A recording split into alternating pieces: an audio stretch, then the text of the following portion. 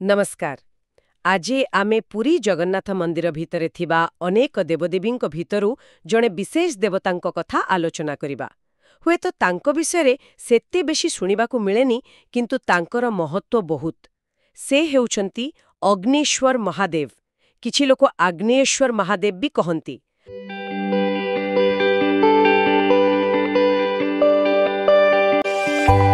प्रबंध को देखी एई विषय रे कथा हेउछे। हाँ आउ एहा एक बहुत माने कौतूहलपूर्ण विषय। तेबे आमर चेष्टा रहिबो कि एही महादेवंकर श्रीमंदिर पाकशाला सह की संपर्क, तांको भूमिका कण, की विश्वास अछि से सबु जानिबा। हाँ मूल तथ्यगुड़िकु टिके बुझिबा। चलंतु तेबे आरंभ करिबा। देखंतु प्रथम कथाला तांकर अवस्थिति। मंदिर बेढ़ा भितर से कोठी अछंती। आमे 22 पहाड़ चढ़ी भितर बेढ़ा माने कूर्म बेढ़ारे पहुंचिले। सेठी भोगमंडप अछि। ठीक सेही भोगमंडप सामनारे आउ पाकशाला को जो रास्ता जाइची तार आग्नेय कोणरे माने दक्षिण पूर्व दिग को लागिकी सेठी एक छोट मंदिर। आउ गोटे कथा, मंदिरटा बेढ़ा पतनटु टिके तलिया। अच्छा, आग्नेय कोणरे अछंती बोली ना तांकर आग्नेयश्वर बा अग्निश्वर। हाँ ठीक सेया। से आग्नेय कोणर रक्षक भावे पूजा पाती। नारु ही स्पष्ट। बाह, एटा तो बड़ मजा कथा। तांकर अवस्थिति ही तांकर परिचय। आउ एहा भी सुना जाए जे से होउचंती अग्नि स्वरूप। एटा कोन? हाँ सेईटा एक विशेष विश्वास। बहुत एमिति चमत्कारी लागे शुणिले। कुहा जाए जे जदि जगन्नाथंक पई रंधा होउथिबा भोग माने अन्न हो कि व्यंजन हो कौन से कारणरू ठीक भावे सिजिनी असिद्ध रही जाइछि, तेबे सेई भोगकू तांको मंदिर पाख देई नेला बेले खाली तांको दृष्टि पड़ीगले ही ओहो हाँ सेई असिद्ध भोग भी पूरा सिद्ध हेई जाए। अरे बापरे, ए केते बड़ कथा। माने खाली देखी देले सबु ठीक। हाँ एई विश्वासी तांकर महत्व।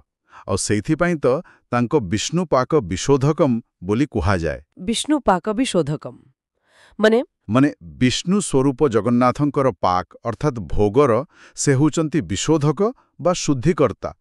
एथिरु जଣା पडुछि जे पाकशालार अग्निरक्षक आउ सेठाकर पवित्रतार संरक्षक भावे तांको भूमिका केते गुरुत्वपूर्ण। वास्तविक एमिति कि मुक्ति चिंतामणि ग्रंथरे लेखा अछि, तांको प्रणाम कले तांको स्तुति पाठ कले बहुत कल्याण मिले। गोटे स्तुति भी अछि तांको पई, अग्निस्वरम महारुद्रम विष्णुपाको विशोधकम महाज्वालामयम शंभु नमामि चंद्रशेखरम। ओहो, कित्ती सुंदर श्लोक। एहार माने कोन? एहार सरल अर्थ हैला, हे अग्निस्वर आपण महारुद्र, आपण विष्णुंक पाकर शुद्धिकर्ता, आपण महाज्वालामयम शंभु चंद्रशेखर, आपणଙ୍କୁ ମୁଁ नमस्कार करुछि।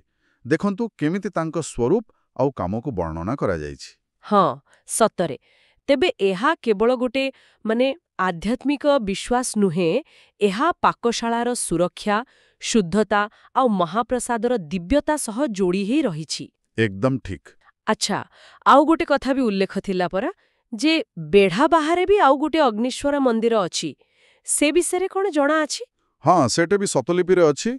मंदिर बाहारे पुरी सहरर बड़ देउळ साहिरे गोटे प्लॉट नंबर भी दिया जाइछि 116। सेठी भी गोटे अग्निश्वर महादेव मंदिर अछि। हाँ किंतु से मंदिरर किछि विशेषता नहीं, माने तार केही निर्दिष्ट सेवक नाहंती कि किछि स्वतंत्र खंजा बा नीति नियम नहीं। खाली महाशिवरात्रि दिन श्रीमंदिर कोठरू भोगरू किछि जाए, चणा खजा एमती किछि और पूजा पंडा नियोजर सेवक जाई लागी करंती। बुझिले। तेबे भितर बेढ़ार अग्निश्वरंक महत्व ही मुख्य। हाँ निश्चय, बाहरटा गौण। ताहेले मोटामोटी कहिबाकू गले आमे बुझिले जे श्रीमंदिर भितरर अग्निश्वर महादेव केवल जणे दिग्पाल नुहंती, से पवित्र रोषघर आउ महाप्रसाद प्रस्तुति सह बहुत गभीर भावे जोड़ी हेई रहिचंती। हाँ अग्निर शुद्धता आउ सिद्धि दबा शक्तिर से प्रतीक।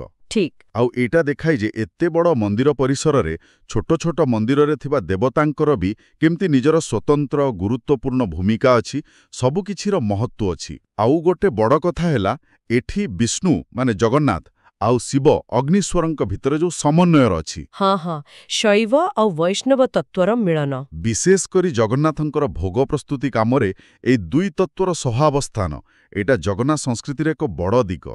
निश्चय। शेषरे गोटे कथा मुंडकू आसुछि, ଯଦି ସତ୍ୟରେ ବିଶ୍ୱାସ କରାଯାଏ ଯେ ତାଙ୍କ ଦୃଷ୍ଟିରେ ଅସିଦ୍ଧ ଭୋଗ ସିଦ୍ଧ ହେଇଯାଏ, ତେବେ ଏଇ ପବିତ୍ର ଜାଗାରେ ଦୈବୀ ଶକ୍ତି ଆଉ ରୋଷେଇ ଭଳି ଗୋଟେ ଭୌତିକ କାମ ଭିତରେ କିଭଳି ସମ୍ପର୍କ ରହିଛି, ଏ ବିଷୟରେ ଏ ବିଶ୍ୱାସଟା ଆମକୁ କ'ଣ କହୁଛି? ହୁଏତ ଏହା ବିଶ୍ୱାସ, ଭକ୍ତି ଆଉ ବାସ୍ତବତାର ସେଇ ମିଶ୍ରଣକୁ ନେଇ ଆହୁରି ଭାବିବାର ସୁଯୋଗ ଦଉଛି। ଏହା ନିଶ୍ଚିତ ଭାବେ ଚିନ୍ତା କରିବାର କଥା। ଶ୍ରଦ୍ଧାଳୁମାନଙ୍କ ପାଇଁ ଏକ ଅନୁସନ୍ଧାନର ବିଷୟ। ଲାଇକ୍, ଶେୟାର ଆଉ ସବସ୍କ୍ରାଇବ୍ କରନ୍ତୁ ଆମ ଚ୍ୟାନେଲ ତାମ୍ରଲିପିକୁ।